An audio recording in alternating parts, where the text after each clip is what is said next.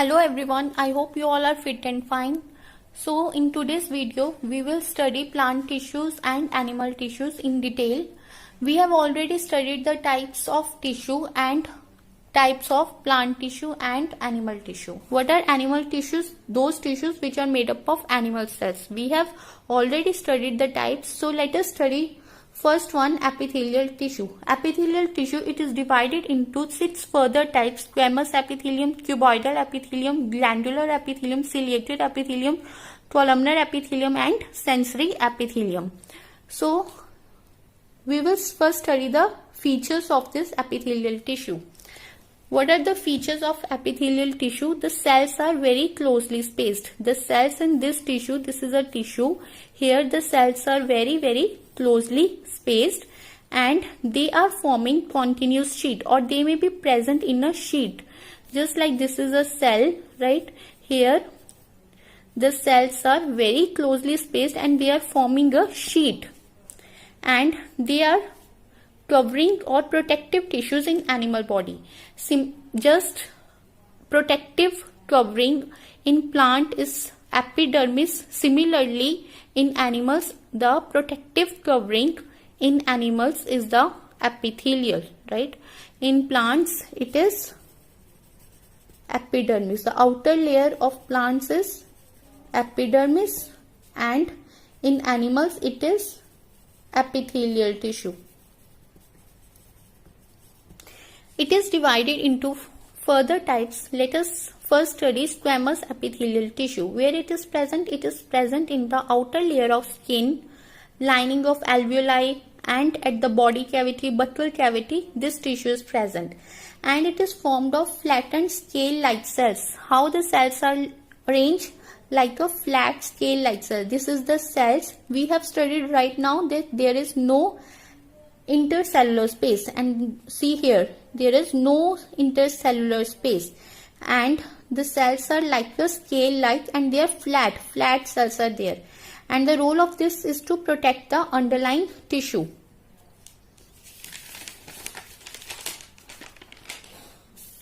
Then the next one is cuboidal epithelium. Cuboidal epithelium, as the term here indicates, cuboidal epithelium means the shape of this cell will be like a cube.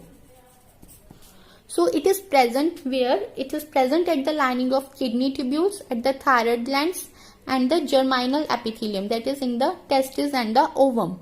And its role is, it helps in absorption and secretion and formation of gametes in ovaries and testes. So how it is looking like? It is shape is like a cube, and it is arranged in a single layer with centrally placed nucleus. This is the cube-like cells is there, right? Just like a cube, and there is a single layer with centrally spaced nucleus. There is the presence of a single central nucleus, right? And it is present in the germinal epithelium. Germinal epithelium means layer of tissue which is present in the testes and ovaries. These are the reproductive parts of animals, right? And it is present in the lining of kidney tubules. Kidney tubules, there are some tubules in the kidney that you will be studying in detail in further higher class.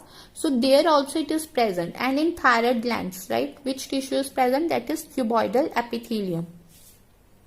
So then is glandular epithelium. Glandular epithelium, it is present in the stomach, in the intestine, in the skin, and in the mammary glands. Now how it is looking like? What is its structure? It is modified columnar epithelial cell. Now it is a modified columnar epithelial cell. See, this is a tissue, and the columnar cell will be like this, right? So in glandular epithelium, this is a modified columnar. What is the modification here? Here is the presence of a gland, right? This is the gland, and these are the columnar cells. And its role is, it secretes digestive juices, oil, tears, and milk in females. Then the fourth one is the ciliated epithelium. Ciliated epithelium, it is present in the nasal passage, in the trachea. and it is formed of modified columnar cells with cilia. Similarly, this is a columnar cell epithelial tissue and there is presence of cilia. Cilia are the very fine thread-like structures which are present over the cells, right? So cilia make substances to move in and out. This is, you may observe here how the tissue will be. It is formed of modified columnar epithelium with cilia. This is a columnar epithelium. The cells in this tissue are like a columnar in shape, and there is cilia present on the surface of this cell. This cilia helps in substances to move in the cavity, right? Since it is present in the lining of nasal passages, trachea, right? Then there is columnar epithelium. Columnar epithelium, it is present in the lining of pharynx, stomach, intestine, sweat and sebaceous gland, and it is formed of cylindrical cells with nucleus near the base. Cylindrical cell, just like a cylinder, and the nucleus is near the base, right? And it's help in the absorption and secretion.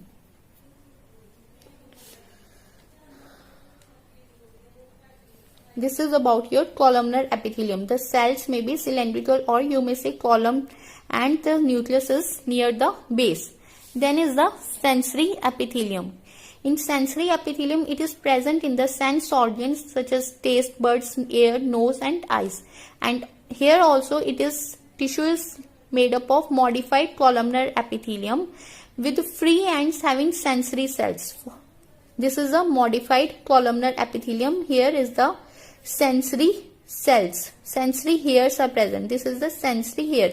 This is the sensory cells are there with the presence of sensory hair, which will collect the sensory stimulus. This is about we have studied now about epithelial tissue, right? Now we will study muscular tissue, right? Muscular tissue, it is further divided into three types: skeletal, smooth and cardiac tissue. So it is formed of, what are the characteristics? It is formed of muscle cells or muscle fibers. What are muscle fibers? The cells of the muscle tissue, they are known as muscle fibers. And muscle fibers are elongated and large size. The cells are elongated, long and large size. And there is presence of contractile proteins for the movement of body. Some proteins, that is contractile proteins, which will help in the movement of the body. We know we are moving due to presence of the muscles also, right? So there are some proteins, that is contractile proteins, which help in the movement of the body.